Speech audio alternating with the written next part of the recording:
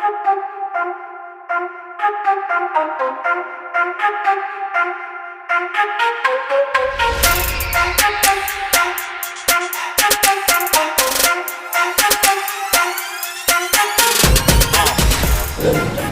sudah. Kita akan melihat pada ayat yang ke-9 dan ayat yang ke-10 baru. Ayat 9 dan ayat yang ke-10. Sama-sama kita baca ayat 9 dan ayat yang ke-10. 1, 2, 3. Sekarang seruan orang Israel telah sampai kepadaku, juga telah kulihat betapa kerasnya orang Mesir menindas mereka. Jadi sekarang pergilah, aku mengutus engkau kepada Fir'aun untuk membawa umatku orang Israel keluar dari Mesir. Di Tuhan. Saudara, kalau saudara melihat bagaimana Musa dipilih Tuhan, ya, dipilih Tuhan untuk menjadi alat Tuhan, menjadi seorang hamba Tuhan yang akan dipakai membebaskan Israel dari Mesir. Tetapi kalau saudara melihat, Bapak Saudara, memang Musa adalah pilihan. Ya. Musa adalah orang yang memang sudah ditentukan sama Tuhan untuk menjadi alat Tuhan. Ya, alat Tuhan yang dipakai secara luar biasa, ya, dengan kekuatan Mesir yang hebat, tetapi Tuhan pakai Musa untuk mengeluarkan bangsa Israel dari Mesir. Tetapi tidak cukup saja sampai pada pemilihan Tuhan, ya, pengutusan Tuhan, saudaraku, pengkhususan Tuhan buat Musa. Saya melihatnya tidak cukup sampai di situ. Kita bangga kalau kita dipilih sama Tuhan, kita bangga kalau kita dikhususkan sama Tuhan, kita bangga ya kalau kita menjadi satu sosok yang spesial, ya, saudara. Terlebih kita sebagai pelayan-pelayan, kita sebagai hamba-hamba Tuhan. Tetapi ternyata kalau saudara melihat, untuk Musa dipakai sama Tuhan, untuk Musa, memang Musa dipilih. Tetapi ketika sebelum Musa melakukan tugasnya, dilepas sama Tuhan untuk melakukan tugasnya, maka yang saya temukan, Musa harus melewati beberapa hal dulu, saudara.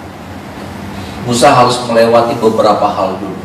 Apa saja, saudara? Kita lihat mulai ayat yang keempat, saudaraku. Ayat 4 sampai ayat yang ke-6, saudara. Ayat 4 dulu kita baca. Ya, ini yang pertama, yang Tuhan lakukan dulu sama Musa sebelum Tuhan mengutus Musa menjadi alat Tuhan. Ayat yang keempat sama-sama kita baca, Keluaran pasal yang ketiga. 1, 2, 3.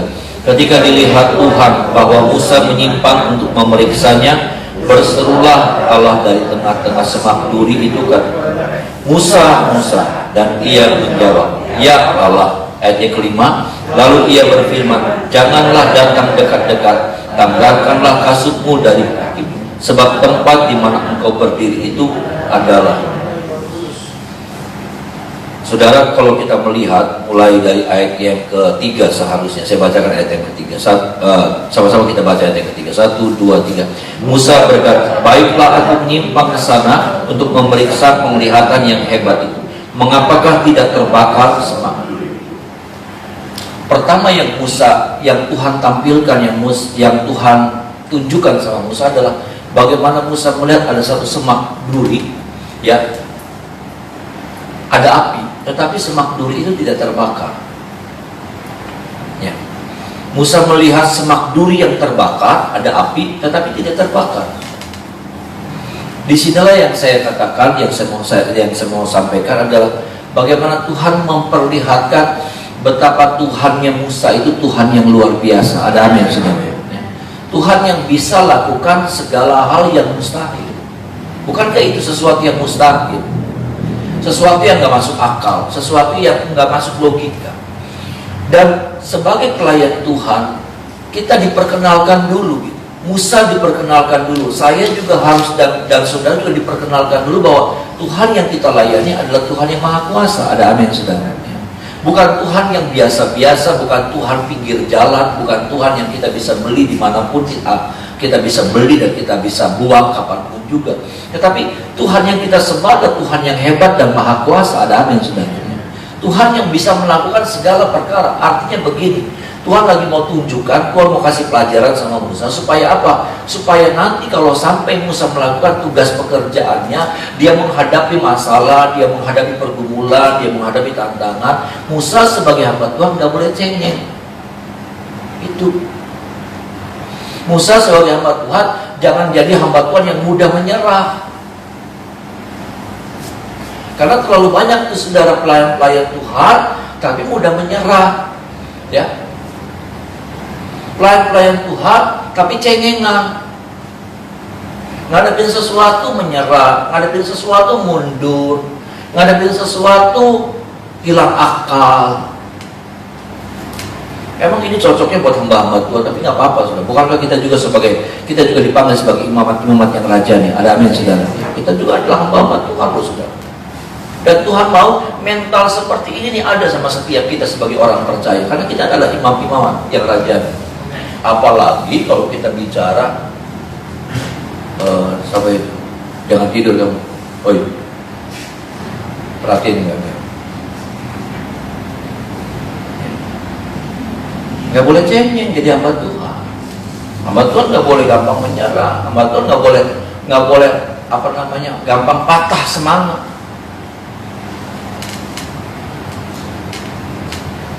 Ya sudah.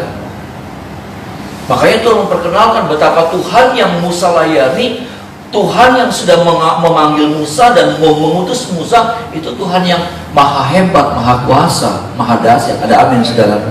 Artinya gini, Musa harus berbangga dan Musa mesti punya sebuah prinsip bahwa bagi Tuhan tidak ada perkara yang mustahil, saudara. Amin. Makanya diperlihatkan dulu, saudara. Saya sangat bersyukur Tuhan bukakan ini, saudara. Ini bukan cuma lagi gaya-gayaan, ini bukan lagi lagi pamer-pameran, ada semak belukar, terbakar. Dulu saya juga lama saya tidak mengerti ayat ini. Semak belukar, terbakar, tapi nggak terbakar, nggak angus, itu kan membingungkan. Sebetulnya dari setiap apa yang Allah kerjakan itu semua punya tujuan. Ada amin, saudara. Semua punya maksud gitu. Kenapa? Apa maksud Tuhan? Yaitu menunjukkan kepada Musa bahwa Allah yang memanggil Musa, Allah yang menjadi Tuhannya Musa, Allah yang mengutus Musa, itu Tuhan yang ajaib dan luar biasa. Dia mampu melakukan apa saja. Hari-hari ini orang kekristenan kalau sudah lihat ya sudah di pojokan, Tuhan tuh, Yesus tuh apa, Yesus tuh bagaimana, kenapa Yesus tuh jadi manusia, terserah dia di sana. Oh, dia Allah. Amin. Terserah dia. Ada lagi yang sekarang lagi bingung sama Tritunggal, terserah dia.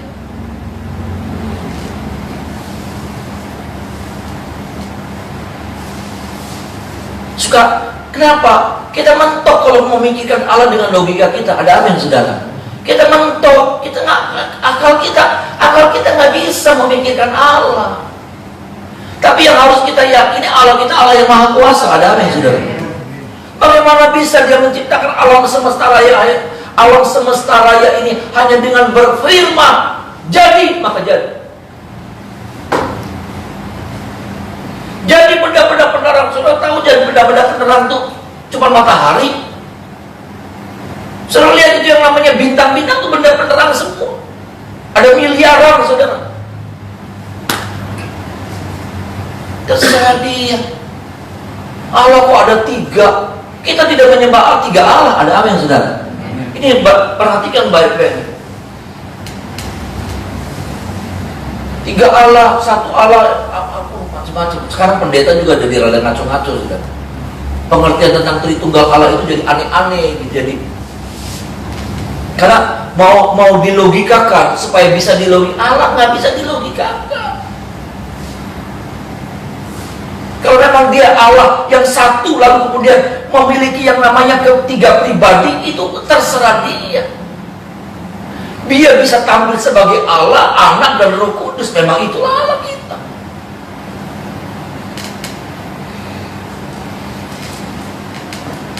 Maksudnya gini loh, saudara. Sebagai pelayan Tuhan, kita diajar dulu tentang siapa Allah kita, seberapa hebatnya Allah kita. Supaya apa? Itu yang saya katakan. Supaya nanti kalau kita diutus sama Tuhan menjadi pelayan Tuhan, Kita jangan jadi hamba Tuhan yang cengeng, jangan jadi hamba Tuhan yang gampang mundur, yang jadi hamba Tuhan yang gampang patah semangat kadang menghadapi masalah, menghadapi pergumulan hidup, menghadapi yang namanya tantangan yang berat.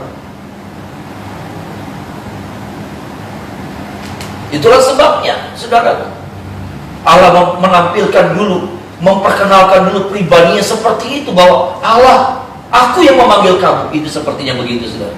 Aku yang memanggil kamu, Musa. Aku adalah Allah yang hebat, Allah yang tidak terbatas. Ada amin? Sama, Allah juga mau memperkenalkan pribadinya buat saya dan saudara, Allah yang maha kuasa. Ada amin, saudara? Supaya apa? Waktu kita ngadepin masalah, waktu kita ngadepin tantangan, waktu kita ngadepin apapun juga, kita harus bilang begini, saya punya Tuhan yang hebat dan luar biasa. Kita nggak gampang yang namanya, aduh, puyeng, aduh, iya kita puyeng, saudara. Aduh, ribet, iya kita bingung, saudara. Itulah manusianya kita. Tapi satu hal yang kita harus ingat juga, bahwa kita punya Tuhan yang hebat, Tuhan yang kita sembah adalah Tuhan yang tidak terbatas kuasanya. Itu yang menjadi modal kita, sehingga apa? Kita akan terus maju berjalan. Kita menjadi orang yang pantang menyerah. Ada amin, saudara? Menghadapi masalah. Saya melihat ada banyak hamba-hamba Tuhan. Makanya bagus ini disampaikan buat setiap kita. Karena siapapun kita adalah imamat-imamat yang raja. Apalagi kalau sudah dipanggil secara khusus menjadi pelayan Tuhan, menjadi hamba Tuhan. Harusnya mental seperti ini nih ada sama kita. Harusnya mental seperti ini kita miliki, sudah menjadi prinsip hidup kita.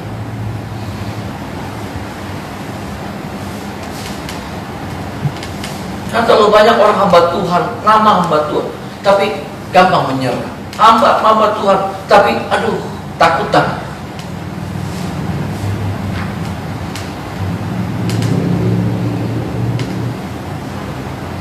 Masuk kamar takut, apa-apa takut. Itu bukan bawaan, saudara. Maaf ya, saudara. Itu mesti dilawan, saudara. Maaf, saya juga ada takutnya, saudara. Tapi yang kayak gitu mesti dilawan. Maksudnya gini loh, kita mesti tunjukin bahwa kita punya Tuhan yang hebat dan luar biasa.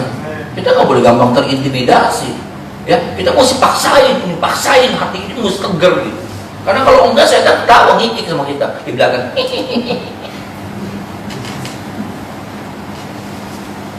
Iya, saudara. Maaf, saudara ya. Ini bukan mental-mentalan, ini bukan apa, tapi maksudnya saya mau bilang bahwa kita harus punya prinsip gitu, bahwa kita harus tunjukin sama dunia, sama setan, sama siapapun juga, bahwa kita punya Tuhan yang hebat dan luar biasa. Itu, saudara. Nah, tolong kita bagian yang pertama ini, Bapak Saudara, supaya ini dulu nih, Tuhan mau memperkenalkan kepada Musa bahwa ini aku, seperti apa aku, ya ini, seperti apa yang kau lihat. Ya, ini baru perbuatan Allah yang apa ya, saudara? Ini perbuatan Allah yang apa ya? Yang remehan kan?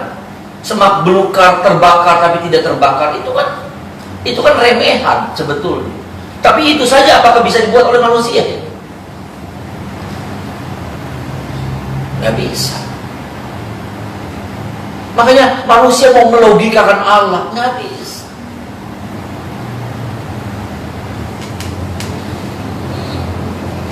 Udah jangan jauh-jauh bikin semut. Bikin semut apa yang suka kita pepes? Manusia bisa. Bisa. Iya. Udah bisa, nggak usah bikin semut, bikin daun. Bikin daun. Nggak bisa. Bikin daun yang berguguran tuh, saudara. Dibikin, diciptain sama profesor-profesor yang mirip kayak daun, yang sama kayak daunnya.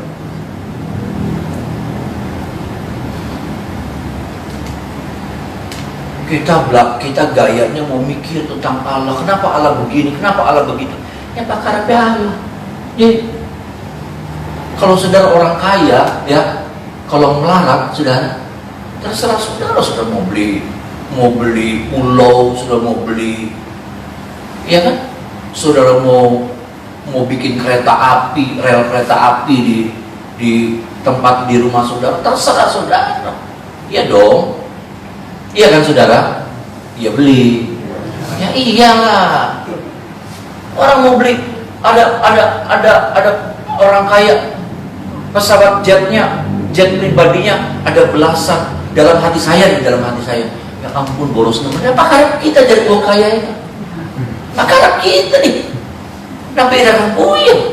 Ya dong saudara. Ya, saya baca orang kaya, yahnya tuh saudara, yah gede, yah tuh kayak kapal, ya, tapi kapal pribadi tuh yang mewah tuh saudara. Ada beberapa, aduh boros pisan kata saya. Ini pakarap dewek kan? Yang itu aja juga pakarap dia saudara. Betul nggak saudara? Apalagi Tuhan kita, dia mau buat apa aja terserah dia. Dipermasalahkanlah, kenapa dia lahir jadi manusia, kenapa dia pakarap. Iya dong saudara, pakarap. Dia bisa lakukan itu, ya dia lakukan. Ya ini maaf nih, saya nabrak dengan prinsip-prinsip teologi, karena prinsip teologi juga teologi Allah yang dilogikakan. Ya akhirnya kadang-kadang mentok gitu. Orang-orang pintar dalam teologi akhirnya apa? Tidak lagi mempercayai kekuasaan Tuhan. Tidak lagi mentuhankan Tuhan. Akhirnya memanusiakan Tuhan. Kenapa? Tuhan dimanusiakan gitu. Tuhan harus sama, harus bisa diakalkan sama saya. Ya nggak bisa saudara, nggak bisa. Tuhan nggak bisa diakalkan.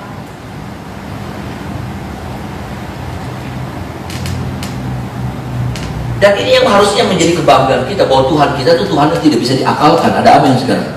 Kalau Tuhan kita bisa diakalkan, maka dia akan bisa dikalahkan dengan permasalahan hidup. Dia bisa dibatasi dengan apa? Dengan tembok-tembok permasalahan kehidupan kita.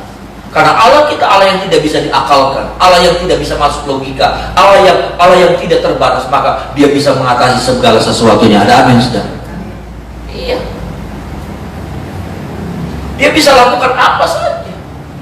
Dia bisa buat, dan dia pasti bisa juga menolong saya dan saudara. Ada amin saudara? Dia sanggup tolong saya dan saudara. Itu yang Allah mau bilang sama kita. Itu yang Allah mau bilang sama Musa, bahwa bagi Tuhan tidak ada perkara. Makanya apa saudara? Disitulah kemudian nanti kalau saudara melihat bagaimana Allah menyatakan kuasanya, mendatangkan tulah, tapi Israel dilindungi sama Tuhan, melewati yang namanya laut Teberau. Allah belah laut Teberau. Saudara, kalau saudara melihat, itu pun melewati laut Teberau, katanya saudara. Itu dilogikakan, katanya ada satu daerah yang katanya itunya pendek, cuman segini. Laut ya laut. Saya pernah lihat tuh di National Geographic kalau nggak salah. Itu katanya Musa akhirnya diarahkannya ke satu tempat yang cetek. Jadi makanya bisa dilewatin. Jadi ada saat-saat di mana air lautnya tuh surutnya sampai segitu. Alkitab bilang deh saudara, dibelah laut. Dibelah laut ya dibelah laut saudara. Yang katanya tembok kirinya air, tembok kanannya air. Bukan surut. Manusia coba melogikakan supaya apa? Diturunkan ke mahakuasaannya Tuhan, bahwa segala sesuatu itu dilogikakan. Nggak mungkin kalau laut dibelah itu nggak mungkin. Bagi kita tidak mungkin, tapi bagi Allah tidak ada perkara yang tidak mungkin. Amin saudara. Sama halnya dia juga bisa tolong saya dan saudara. Kalau ketika pun kita bilang nggak mungkin Tuhan, tapi bagi Allah tidak ada perkara yang tidak mungkin saudara. Engkau dan saya bilang nggak mungkin saya diberkati. Biar bagi Allah, kalau dia mau memberkati kita, dia pasti memberkati kita. Amin. Kita bilang nggak ada jalan keluar lagi tuh. Kalau Tuhan buat jalan keluar, nggak usah pakai jalan yang lama, pakai jalan yang baru, diterobos, dilobangin. Teknologi zaman sekarang saja bisa ngelobangin gunung. Ini bagian yang pertama. Bagian yang kedua, kalau sudah lihat, Bapak Ibu Saudara, ayat yang kelima kita baca sama-sama saudara. Ayat yang kelima. 1, 2, 3. Lalu ia berfirman, janganlah datang dekat-dekat, tanggalkanlah, sebab tempat di mana engkau berdiri itu. Hal yang kedua yang Allah perkenalkan kepada Musa, ini penting, bukan cuma tentang kemahakuasaan, tentang kehebatan, tentang kedahsyatan, tapi hal yang kedua yang diperkenalkan sama Tuhan kepada Musa, dan ini penting buat seorang hamba Tuhan. Apa itu? Bicara tentang kekudusan. Bicara tentang kesucian, bahwa seorang hamba Tuhan, kita sebagai pelayan-pelayan Tuhan, imamat-imamat yang rajani, kita harus mengerti bahwa Allah kita itu Allah yang kudus, Allah yang suci, Allah yang tidak bisa berdampingan dengan dosa, dengan kenajisan.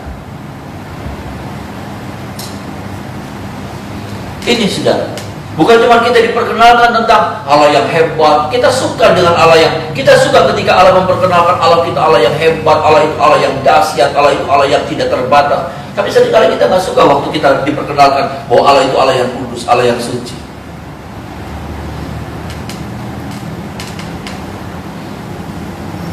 Ini saudara. Dan itu adalah sebuah hukum, bahwa ketika seorang hamba tuh, ketika kita jadi hamba Tuhan, kita jadi pelayan Tuhan, kita harus mengerti juga bahwa Allah itu Allah yang kudus, yang Allah yang kita layani, Allah yang suci, Allah yang kudus. Makanya apa? Kehidupan kita juga disuruh dituntut sama Tuhan, saudara. Berjuang dalam hidup ini, walaupun seringkali ini tidak mudah. Kita juga harus menghadirkan kekudusan itu dalam hidup saya dan saudara. Apa itu kudus, saudaraku? Apa itu kudus? Apa itu suci? Kudus tuh dipisahkan. Kudus tuh dipisahkan. Artinya apa? Kehidupan kita harus terpisah. Kehidupan kita nggak boleh campur baur tuh sama dunia. Dengan cara-cara dunia, dengan prinsip dunia, dengan cara dagang dunia, dengan cara bisnis dunia, kita sapa gabung di situ, nggak boleh.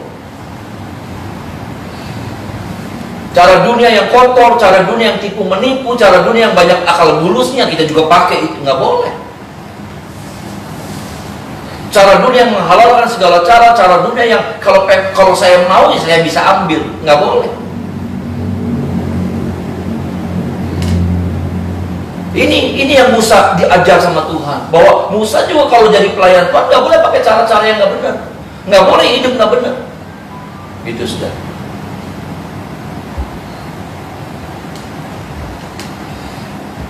Dan tolong kita bagian yang kedua ini, Bapak Ibu Saudara, karena ini juga serius untuk kita perhatikan. Karena kalau saudara tidak perhatikan ini, nanti kehidupan kita akan jadi seorang hamba Tuhan yang kemudian nasibnya seperti Saul. Ya, seperti Saul, akhirnya apa? Dibuang karena dia tidak menjaga. Kekudusan itu bicara tentang apa juga? Kalau kita melihat dalam kasusnya Saul, kekudusan itu berbicara tentang ketaatan kita, tentang penundukan diri kita sama Tuhan. Itu juga bicara tentang kekudusan. Nah, ini penting untuk kita perhatikan, Bapak Ibu Saudara. Bagian yang ketiga, kalau saudara melihat selanjutnya, saudaraku,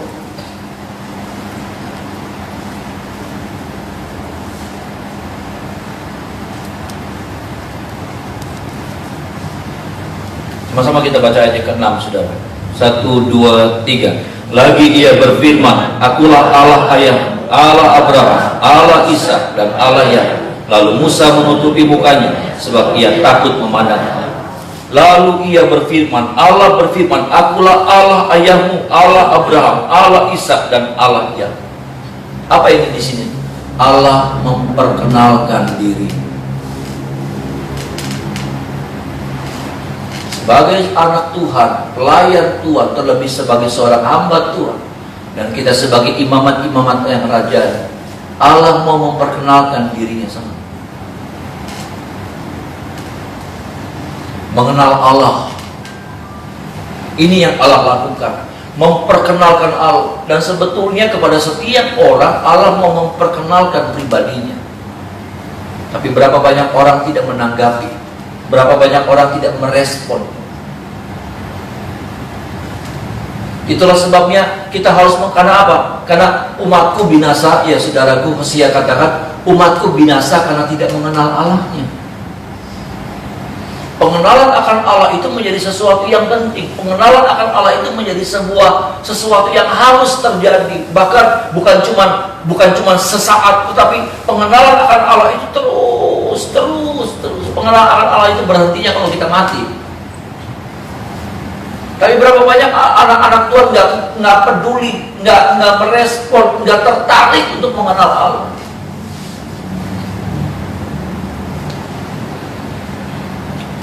Tapi hari ini saya kalau sudah tanya, Pak, kamu udah mengenal Allah? Aduh, ya belum. untuk melihat Allah secara utuh gitu, saudara.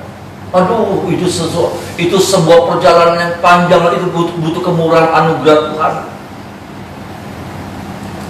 Dan saya banyak melihat, saya bersyukur sekali, bukan saya itu ya saudara, tapi saya bersyukur sama Bapak Ibu saudara tiap pagi, 2 pagi gitu. Saudara belajar, saudara rindu mengenal Allah. Ada amin saudara? Iya loh saudara, saya bukan ya. Kita belajar mengenal Allah seperti apa sih Tuhan? Jalan-jalannya, rancangannya, hatinya seperti apa, pikirannya seperti apa. Ada terlalu banyak anak pun gak ngerti Allahnya. Makanya apa? Waktu ngadepin begini kecewa, waktu ngadepin begini marah, waktu begini menghadapin begitu mundur, waktu menghadapin kecewa, ninggalin Tuhan.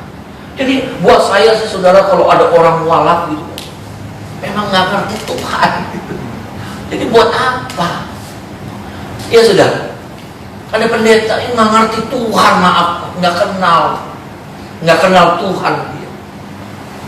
Saudara kalau nggak tahu barang, ya, kalau saudara nggak tahu barang, saudara buang barang.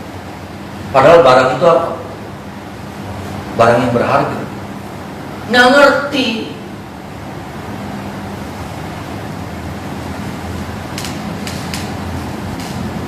Bukan kita sombong ya saudara, tapi inilah menjadi kekuatan kita. Semakin kita mengenal Allah, semakin kita terkagum-kagum sama Tuhan. Amin saudara. Semakin kita nggak bisa berkata-kata. Selalu dalam penyembahan saya sudah bilang apa macam-macam, semua macam-macam. Tapi ada sesuatu yang tidak pernah puas gitu. Kenapa? Saya tidak menemukan satu kata yang bisa menggambarkan Allah itu seperti apa. Karena buat saya Allah itu nggak bisa digambarkan dengan kata dahsyat, nggak bisa. Amin. Ya. Saya nggak bisa menggambarkan Allah itu Allah yang maha kuasa, nggak bisa, terbatas sekali kata-kata saya. Mau pakai bahasa apa? Mau pakai bahasa Inggris? Mau pakai bahasa asal gadol, ya besar, nggak bisa menggambarkan Allah. Karena memang Allah kita tuh tidak terkatakan. Ada amin saudara? Allah kita tuh nggak bisa diungkapkan dengan kata-kata. Karena terlalu apa ya? Saya ngomong terlalu tinggi juga lebih tinggi dari yang tinggi.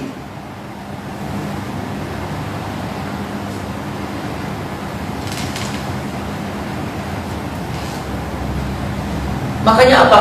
Musa diperkenalkan dulu, ini aku.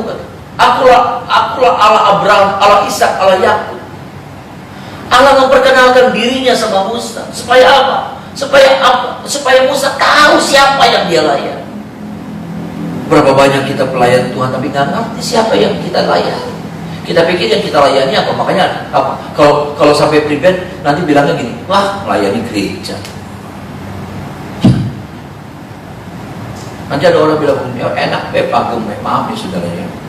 Saya juga bukan saya yang melayani, bukan saya yang dilayani sama saudara.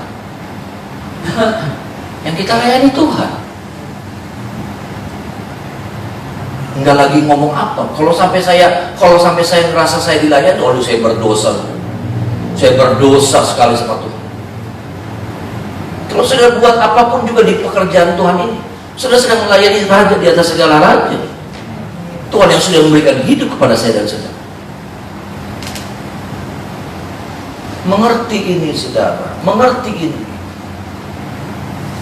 Bahwa Musa diajar dulu sebelum dia diutus, dia diajar dulu bahwa seperti apa Allahnya. Allah mau memperkenalkan pribadinya dulu sama Musa, sama halnya. Allah juga memperkenalkan dirinya sama saya dan saudara supaya kita ngerti siapa Allah yang kita layani. Pepatah manusia saja mengatakan tidak kenal maka tak sayang. Kita nggak bisa bilang aku mengasihimu engkau Yesus dengan segenap, apalagi kata-kata cinta sama Tuhan, apalagi itu sudah lagu-lagu. Cinta kau Yesus hanya engkau bagiku. Nggak mungkin kita punya rasa cinta kalau apa? Tidak dimulai dari rasa. Tidak dimulai dengan mengenal Tuhan.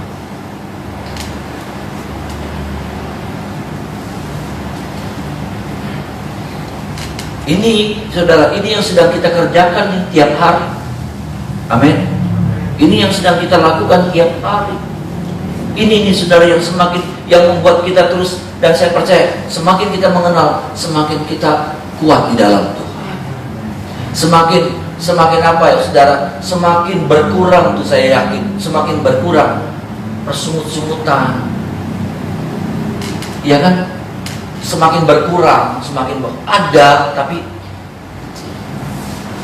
semakin berkurang tuh rasa tidak terima.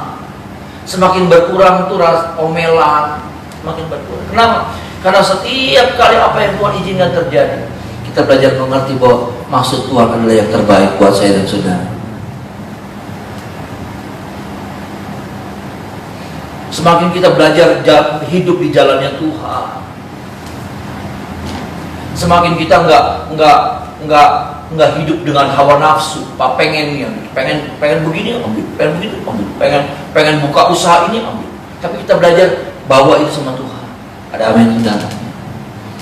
Kita mau melakukan apa, kita bawa, serahkan dulu sama Tuhan. Kalau boleh ya Tuhan buat, Tuhan bukakan jalan. Kalau nggak boleh ya tutup. Itu dari doa kita. Saya percaya itu dari doa saudara. Amin saudara. Ya. Jadi kita nggak takut gitu, kita nggak salah langkah. Dan saya percaya apa yang sudah kerjakan akhirnya dibuat berhasil sama Tuhan. Ada apa yang saudara? Walaupun buat saudara aduh pribadi, tenang aja. Kalau sudah bawakan itu sama Tuhan, dan sudah bawakan doa, Tuhan terserah Tuhan, Tuhan kabulkan, ya berarti ya oke.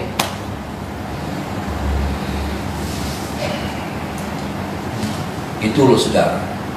Nah, kita mengerti Tuhan seperti apa Dia, jalan-jalannya, rencana-rencananya, cara kerjanya, hatinya seperti apa, pikirannya seperti apa. Dan semakin kita mengenal Tuhan, semakin terkagum-kagum kita. Semakin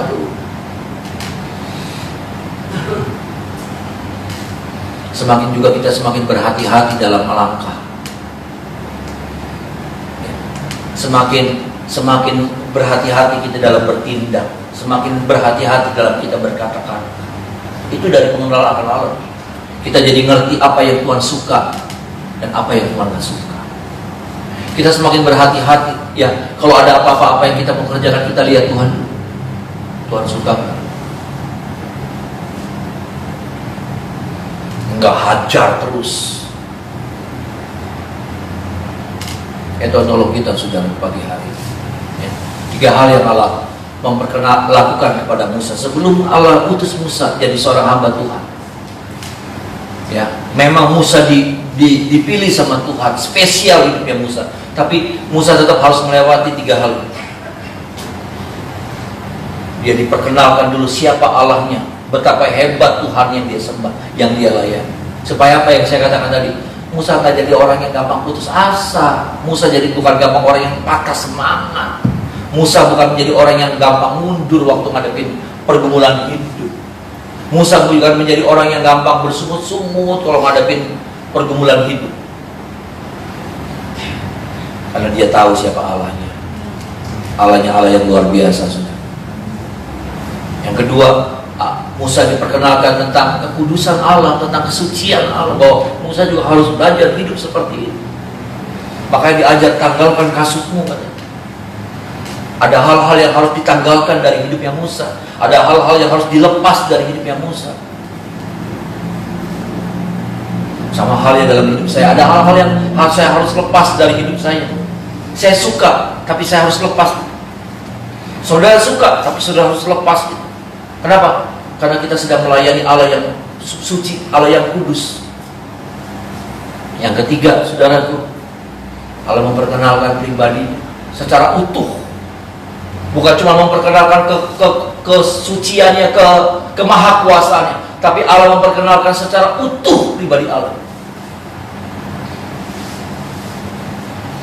Tolong kita sudah, supaya ke depan kita semakin menjadi orang-orang yang semakin mengenal Allah lebih dalam lagi.